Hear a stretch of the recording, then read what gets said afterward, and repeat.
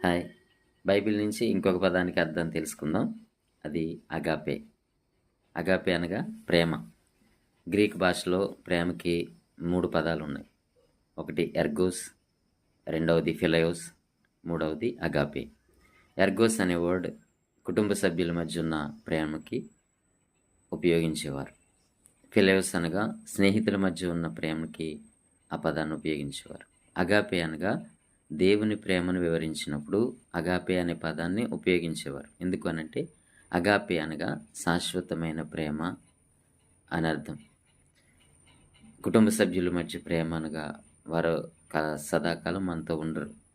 స్నేహితుల మధ్య ప్రేమ కొంతకాలం మట్టుకు మాత్రమే ఉండవచ్చేమో కానీ దేవుని ప్రేమ మనతో శాశ్వతం ఉంటుంది కనుక దేవుని ప్రేమను వివరించినప్పుడు అగాపే అనే వర్డ్‌ని ఉపయోగించారు. ఇర్మియా గ్రంథము 31 అధ్యాయము 3వ వచనంలో మనం చదువుకుంటాం. శాశ్వతమైన ప్రేమతో నేను నిన్ను ప్రేమించుచున్నాను అని దేవుడు అక్కడ మాట్లాడినట్లుగా చూస్తాం. అక్కడ ఉపయోగించిన వర్డ్ అగాపే అనగా శాశ్వతమైన ప్రేమ. ఓకే. రేపు మరలా ఇంకొక వర్డ్ నేర్చుకుందాం. God bless you. Thank you.